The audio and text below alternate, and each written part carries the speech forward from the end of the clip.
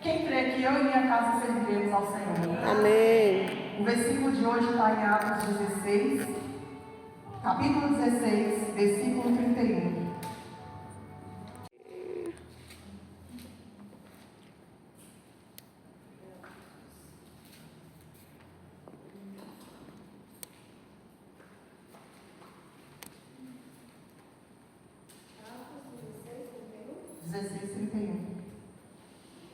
Mas a gente vai passar por outros versículos que eu encontrei pelo caminho também.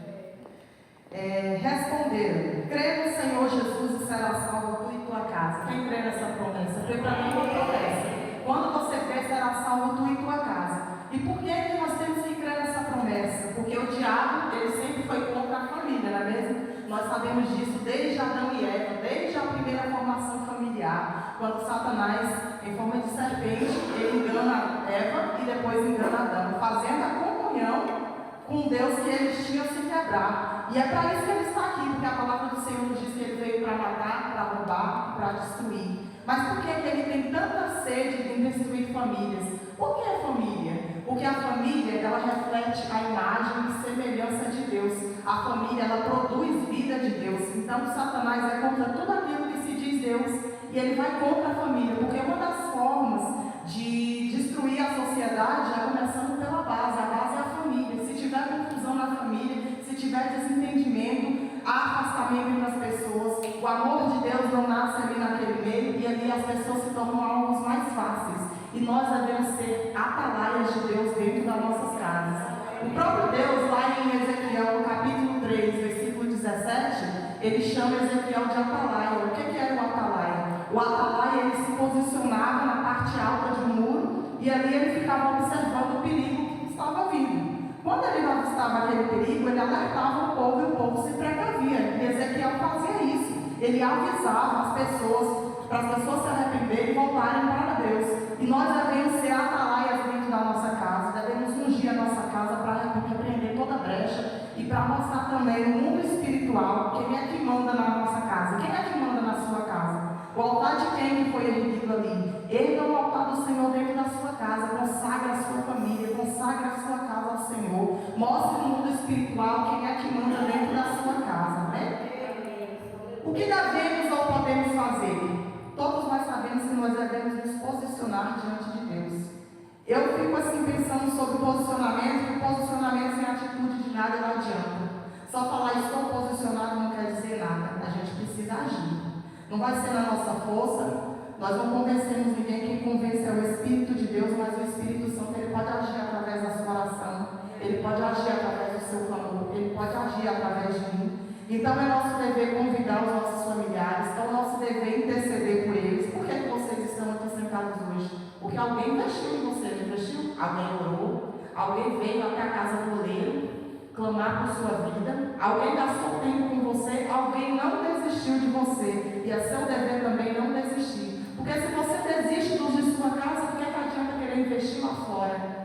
Do que adianta querer investir nos de fora se você não investir quem está dentro do seu lar, ali no seu convívio? E investir não só na família que você formou, mas também na família que te formou. Todos nós queremos ir para a eternidade, passar uma eternidade com Deus, viver com o nosso Deus, mas a sua família também tem que ir para lá. Porque Jesus não morreu só por você e por mim, ele morreu pelo seu pai, morreu por sua mãe, morreu por seu irmão, morreu por sua avó, morreu por seus filhos, morreu por seu esposo, por sua esposa. Então é nosso papel não desistir e investir na nossa família, nos posicionar como atalaias do Senhor dentro de casa e falar que não, Satanás, quem manda aqui é o Senhor. Eu não vou desistir da minha casa, porque eu e minha casa serviremos ao Senhor. Mas nós sabemos que Satanás não vai deixar isso acontecer, ele vai fazer o que ele pode, né? Na minha família aconteceu isso, a família que me formou, meu pai, minha mãe e meus irmãos. Eu venho de um lar assim, destruído, com vícios em bebida. Não só meu pai bebia, minha mãe também bebia. Então, às vezes, quando eu me converti aos 11 anos de idade, às vezes eu chegava de um culto maravilhoso, eu tinha que ir no bar buscar minha mãe, porque ela bebia e ela procurava briga com as pessoas, e as pessoas iam para cima dela para bater. Então, para que isso não acontecesse, eu tinha que ir até o bar, depois de um culto maravilhoso, pegar minha mãe e trazer de volta. Por que eu estou contando isso? Porque eu não desisti dele. Meu lar era destruído. Meu pai, ele bebia, quebrava tudo dentro de casa. batia na minha mãe saía correndo, não dava nem tempo de pegar a gente. Se ele achasse a gente dentro de casa, eu e os meus irmãos arremessava a gente na parede, era um lar cheio de violência, totalmente destruído. E eu ficava me perguntando, Senhor, o que é que eu estou fazendo aqui? Não é possível, que família é essa? Por que eu nasci nessa família? Porque o Senhor já tinha me dado uma missão que eu não sabia. E por incrível que pareça, eu só fui entender a missão que Deus tinha me dado dentro da minha família depois que ela se concretizou. Então eu me converti com 11 anos. O primeiro eu te amo que eu ouvi não foi do meu pai, não foi da minha mãe, porque nós não tínhamos isso dentro de casa, nós não tínhamos o costume de abraçar. Eu vim aprender a abraçar aqui na igreja, porque até a igreja que eu congregava lá em Minas Gerais, a gente não se abraçava, a gente no máximo estendia as mãos, Pai do Senhor, dava a mão, não tinha o costume de abraçar. Quando eu cheguei aqui que a irmã me abraçou, eu até estranhei, porque eu olhei meu pai e minha mãe me abraça, por que ela está me abraçando? E ali era uma demonstração do amor de Deus. Por quê? Porque Deus é amor. Por que tem que existir o eu te amo dentro da sua casa? Porque você reflete a imagem de Deus. Deus é amor. E a sua família, ela tem que produzir vida de Deus. O que é que produz vida de Deus se não for o amor? Não adianta você comprar as melhores roupas, brinquedos caros. Se você não fala para o seu filho, para a sua filha, um eu te amo, isso aí de nada adianta, vai estar faltando alguma coisa. E o primeiro eu te amo que eu ouvi foi quando o irmão Edilson veio me evangelizar. E ele falou assim, olha, Diana, Jesus te ama e tem um plano para a sua vida. E Jesus me ama, eu nunca tinha visto. Porque o Jesus que eu ouvia falar era outro. Ali eu me senti amada. Foi o primeiro eu te amo que eu senti na minha vida. E por que isso é importante? Primeiro porque também para os nossos filhos, para que as nossas filhas não se entreguem para o primeiro sem vergonha que aparecer na frente delas. Depois que os nossos filhos não se casar, acabarem se casando com a primeira piriguete que aparece na frente dela. A minha irmã mais velha, quando ela engravidou, ela tinha 13 anos de idade. E na cabeça dela, se você perguntasse para ela aquilo era amor. Porque ela não tinha demonstração de amor dentro de casa. Então eu comecei a orar. Comecei a orar para minha mãe, comecei a orar pelo meu pai. Não foi uma batalha fácil, foi de anos para que eu chegasse aqui hoje e contasse esse testemunho. Foi muita oração, foi muito joelho dobrado, não foi apenas um ano, mas foi vários e vários anos. E assim, no meu consentimento, no meu entendimento, eu entendo que é mais fácil você ganhar sua família para Jesus do que eu. Porque quando você vai orar, você sabe onde que Deus vai ter que trabalhar, porque você conhece. Eu não. Se você me pedir para orar, eu vou orar. Eu vou me esforçar para orar pelo seu parente. Mas você sabe onde que Deus tem que agir. E eu sabia exatamente onde que Deus tinha que agir. Para minha mãe, eu orei o seguinte, Senhor, tira dela o vício da bebida, tira dela o vício do cigarro, que ela não tenha dependência mais do cigarro, mas que ela se ache dependente somente de ti. Porque minha mãe, ela dizia o seguinte, eu só vou na igreja um dia quando Deus me libertar desse cigarro, porque eu não consigo me libertar. Ela fumava muito cigarro, eu tenho até medo de que os meus pulmões sejam parecidos com os de um fumante, porque eu nunca fumei na minha vida, nunca coloquei um cigarro na minha boca, mas eu cresci com a minha mãe fumando e a fumaça vinha na minha cara, a fumaça do cigarro vinha para dentro de mim. Então eu orei assim, e aí o que aconteceu? Depois de um certo tempo orando, eu pedi ao Espírito Santo, falei, Espírito Santo, eu quero colher, já faz muito tempo que eu estou orando, eu quero colher esse testemunho, e o Espírito Santo me deu esse testemunho de conversão da minha mãe. Depois eu fui orar para o meu pai. Para o meu pai ele era o seguinte, mesmo se ele não tivesse condições financeiras de beber, ele estaria no bar. Ele só aparecia em casa para comer, para dormir e tomar banho. A não ser ele não ficava em casa. Parecia que ele tinha, como a gente costuma dizer, o umbigo enterrado no bar. Eu falei, Senhor, tira a dependência do meu pai agora desse bar. Orei para Deus dessa forma. Depois de um certo tempo eu orei e falei, Espírito Santo, agora eu quero colher a conversão do meu pai. E o Espírito Santo me deu. A minha irmã, ela precisava de algo na vida dela que eu não vou pronunciar. Eu orei para ela dessa forma, depois de um certo tempo. Eu falei, Senhor, me dá. Espírito Santo, me dá esse testemunho. Eu quero colher esse testemunho. O Espírito Santo me deu. Depois eu orei para o meu outro irmão, me dá esse testemunho. O Espírito Santo me deu. Mas não foi de uma noite para o dia. Foi plantado com muita oração. E aí, hoje, eu escuto do meu pai, eu escuto da minha mãe, eu te amo. Eu escuto dos meus irmãos, eu te amo. Por quê? Porque eles conheceram o amor de Deus. Mas se não tivesse orado, nada disso teria sido possível. Com os meus avós maternos, eu não tive tempo de fazer nada por eles espiritualmente. Eu queria ter tido essa chance. Mas quando eu trabalhava como zeladora na igreja, chegou um dia que eu estava de folga. E minha avó, ela ficava no estado que era assim. Aqui em Águas Lindas eu só tenho uma tia e um primo. Mas como a minha avó vivia doente, Então ela veio de Minas Gerais para cá para morar com a minha tia, para ela cuidar dela. E ela vivia no hospital, morre ou não morre. Aí eu conversando com a minha mãe, embora minha avó paterna, minha mãe falou assim: minha filha, eu vou te falar uma coisa, eu acho que a sua avó está esperando alguma coisa para morrer. Aí eu não falei nada com ninguém, eu orei a Deus, eu falei assim: vou fazer uma visita para minha avó no Hospital Bom Jesus. Aí eu fui para a parada de ônibus ali na frente do presídio, chegou lá, 2 homens começaram a brigar, eu fiquei com medo da briga, fui caminhando lá para a parada de ônibus da prefeitura. Quando eu cheguei na parada de ônibus da prefeitura, começou a fechar, assim, chega estava preto, vai chover, ia cair o toró. Aí eu virei assim e falei: quer saber, eu vou voltar para casa, eu não vou lá naquele hospital lá hoje não, porque não tem como eu ficar aqui, eu vou me molhar todo, eu estou sem guarda-chuva, a van não passa, e eu tinha desconfiança, não tinha confiança assim de andar de Uber, eu falei: eu vou voltar para casa. Na hora que eu virei, o mototáxi virou para mim do outro lado da rua e falou assim: ei, você aí, não é para você desistir, é para você ir aonde você está indo. Aí eu olhei e falei: você está falando comigo? Eu falei: sim, eu estou falando com você. Aí eu entendi, a Deus confirmando. Aí na hora que eu virei assim de novo, aí veio a van, fui. Chegando lá no Hospital Bom Jesus, meu primo saiu da sala e minha avó estava na sala sozinha. Eu falei: quer saber? Eu vou testar a lucidez da minha avó. Testei a lucidez da minha avó fazendo para ela perguntas que só se ela estivesse lúcida ela ia saber responder. A senhora lembra do quadro que tinha na sua casa, lá em Januário? Lembro. Da senhora do meu avô, ela lembra. Aí eu falei assim: a senhora lembra o que eu fazia na sua casa? Porque eu acabava com os pés de goiaba dela, né? Comia as goiabas tudinho. Aí ela lembra. Aí eu falei assim: a senhora sabe quem é Jesus? Aí ela olhou para o céu e falou: sim, sei quem é Jesus. Eu posso fazer uma oração para a senhora? A senhora quer entregar sua vida para Jesus? Ela falou: sim. Eu fiz a oração, entreguei a vida dela para Jesus, vim embora para casa. 2 dias depois, minha avó perdeu a lucidez e acabou morrendo.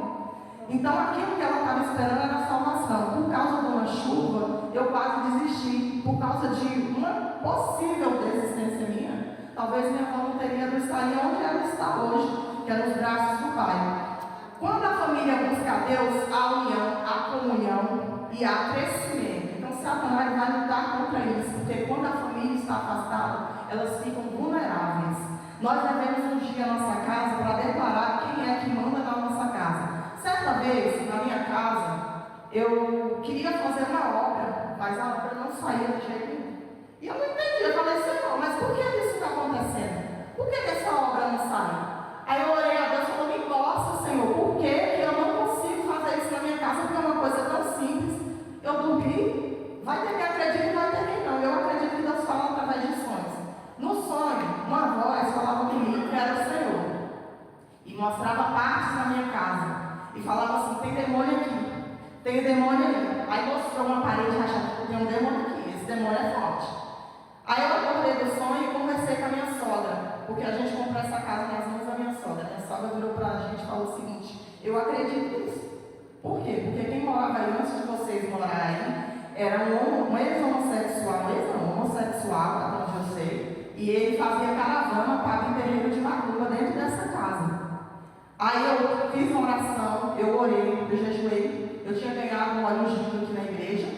Eu peguei esse óleo ungido e comecei a orar na minha casa. Eu orei na minha casa, orei na parede, inclusive a parede rachada que eu falei para minha sogra, que apareceu no meu sonho, é porque o pessoal ia de caravana para lá, para fazer macumba. E aí a van foi entrar e ele não conseguiu frear. E aí a van bateu e rachou a parede. E é por isso que a parede estava rachada. Eu não sabia que era por causa disso. E aí eu comecei a declarar, porque no sonho a voz me falava: expulsa isso daí. Quando a voz falou comigo: expulsa isso daí, expulsa esse demônio daí, eu entendi, Deus está me dando autoridade aqui dentro. Então eu vou orar, eu vou jejuar, porque também falou que o demônio era forte. Então eu vou jejuar e vou orar. Os meninos ficaram com medo, né? Porque criança, né? E eu fui orar. Na hora que eu orava, os meninos ficaram com medo. E eu comecei a orar, quem manda nessa casa é o Senhor. Todo espírito maligno sai em nome de Jesus. Eu declaro que eu e minha casa serviremos ao Senhor. Eu declaro o altar de Deus dentro dessa casa. E aí, pergunta que não quer calar: conseguimos vencer? Conseguimos vencer. Por isso que nós temos que ser atalaias dentro da nossa casa. Não dá brecha para Satanás, porque muitas vezes a gente dá brecha para Satanás destruir nossa família com aquilo que a gente fala, com aquilo que a gente faz. A gente tem que se policiar, tem que vigiar, porque ao invés de atrair pessoas para Jesus, a gente, com aquilo que a gente fala ou faz, pode acabar repelindo. E o que tem que ter dentro da família? Uma das coisas que tem que ter, diálogo. Nós sabemos que com o uso das telas e das tecnologias, isso tem ficado cada vez menos, porque tem tomado o tempo das pessoas. Ao mesmo tempo que as telas dos celulares, elas aproximam pessoas por causa da distância, ao mesmo tempo elas afastam pessoas, né? Então nós temos que vigiar, ter olho no olho, procurar saber o que está acontecendo com a sua família, o que eles estão sentindo, o que eles estão passando, porque tem coisas que eles passam que a gente não sabe, se não tiver conversa. Outra coisa muito importante é sobre o perdão. Lá em Mateus,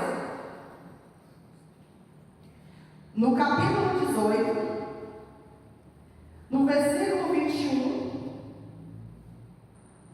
foi isso, não vou aqui 21. Então Pedro, aproximando-se, perguntou: Senhor, até quantas vezes meu irmão pecará contra mim que eu lhe perdoe?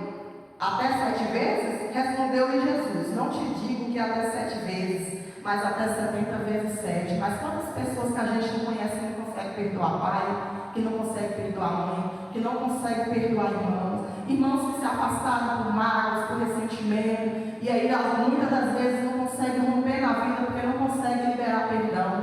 Certa vez no meu seio familiar tinha uma pessoa, ela tinha me feito muito mal e eu não conseguia perdoar. Eu falava de perdoar, mas no fundo eu não tinha perdoado. Até eu entender o que é o perdão de verdade.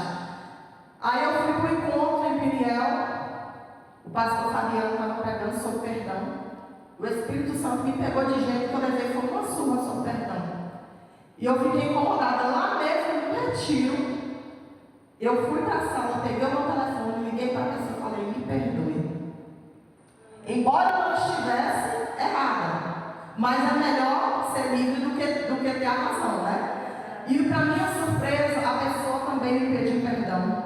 E a pessoa mudou. A nossa relação mudou. Eu consigo me relacionar com a pessoa sem ressentimento nenhum. E é uma das pessoas que mais me ajuda hoje. E tudo que aquela pessoa queria era pedir perdão. E no meu seio familiar. E o que eu não tenho com isso é o seguinte: porque tem pessoas que falam assim: eu até perdoo, mas na minha casa você não é. Eu até perdoo, mas eu não quero você perto de mim. Eu até te perdoo, mas eu não quero conviver com você. Será que isso dá perdão? Porque eu fiquei imaginando uma coisa que eu aprendi. Imagina, todos os dias nós erramos contra Deus. E agora imagina se Deus falasse assim: você errou comigo, você pecou, eu te perdoo, mas na minha casa você não entra. Eu te perdoo, mas eu não quero conviver com você. O que seria de nós? Como iríamos entrar na eternidade com Deus? Se Deus não está se negando à pessoa, por que eu, pobre pecadora, vou me negar? Então ali eu aprendi o que é perdoar. O mal entrou. Nós temos alguns exemplos de conflitos na Bíblia, onde o mal entrou. Nós temos em Adão e Eva não só com a queda deles, né? Mas também com Caim e Abel. Observe que os conflitos é uma coisa tão séria que na própria Bíblia a gente encontra vários exemplos deles, de conflitos familiares. O próprio irmão matou o outro irmão. Temos também José do Egito, que foi vendido, foi jogado no buraco e depois vendido por seus irmãos. Temos também o filho pródigo, que o filho pródigo queria a herança sem que o pai tivesse morrido. Então, para mim, é como se ele tivesse matado o pai dele em vida, porque a herança você recebe quando o pai morre, quando a mãe morre. O pai nem tinha morrido, ele já queria aquela herança. Então imagina a dor que não deve ter sido no coração daquele pai, mas ao mesmo tempo ele soube perdoar, com perdão de pai, que é o que a gente deve aprender a perdoar, a liberar perdão, a pedir perdão para os nossos familiares, por coisas que nós falamos, por coisas que nós fazemos, né? Gerar bom testemunho dentro das nossas famílias, porque se as pessoas não virem, se os nossos familiares não virem atitudes de Deus em nós, não verem vida de Deus em nós, você acha que ele vai querer estar aqui dentro de uma igreja, vai querer se converter a Jesus? Não vai. Pode ter certeza que não vai. E a família, Deus criou a família para isso, para ela produzir vida de Deus. Então nós temos que produzir essa vida de Deus dentro da nossa casa, com aquilo que a gente faz. Se posicione, haja em favor do seu, se levante como a atalaia de Deus. O Senhor espera contar com você. Embora Ele não precise de mim, não precise de você, mas Ele espera contar com você. Porque se você não investe na sua família, de nada adianta querer investir fora dela. Nós sabemos também que a falta de perdão dentro da família, ela gera traumas. Muitas pessoas têm os piores traumas na próprio seio familiar. E esses traumas acabam virando doenças emocionais, e essas emoções, em alguns casos, acabam virando doença física. Tem muitas doenças físicas que são causadas por quê? Por fundo emocional, por não conseguir perdoar, por não conseguir se livrar daquele trauma. Por isso que tem que haver perdão. Na minha família, por exemplo, os meus irmãos, eles são convertidos, e eu só estou orando para o irmão, pelo último irmão, o irmão caçula. O restante já está todos convertidos, todos congregando, são pessoas de Deus, professam a palavra, pregam o evangelho, porque eu orei, eu não desisti, eles me agradecem hoje por isso. E glória a Deus por isso, porque eu não desisti deles, porque hoje eu não oro sozinha, hoje eu tenho todo amparado, quando eu preciso de oração, minha família está comigo para orar. Embora eles não estejam aqui congregando na minha igreja, porque eles moram em Minas Gerais, mas a oração, ela rompe fronteiras. Você pode orar para um parente seu que está lá nos Estados Unidos, que a oração ela vai alcançar. Porque a palavra de Deus nos diz o seguinte, que a oração ela pode muito em seus efeitos. Então, os meus irmãos, mesmo convertidos, alguns têm depressão, lutam contra a depressão. O meu irmão caçula, por exemplo, às vezes ele acelera a moto para tentar fazer essa moto se chocar com outro carro, que eu acho uma extrema covardia, porque quem está no carro não tem culpa dos problemas que ele passou. Tem um outro irmão também que luta contra a depressão. Tem dois irmãos que têm crise de ansiedade. A gente pensa que é frescura, mas não é, porque quando um dos meus irmãos que tem crise de ansiedade está na crise, ele me manda mensagem e eu percebo que a coisa está feia, é muito sério. E tudo isso, a gente conversando, a gente entendeu o seguinte: traumas no seio familiar, traumas que foram produzidos com a vida que a gente levava quando era criança. Eles não conseguiram se livrar desses traumas de ver a casa derrubada, de ver... Porque meu pai quebrava tudo dentro de casa, né? Mas hoje ele é pregador da palavra de Deus, é um homem transformado pelo poder da oração.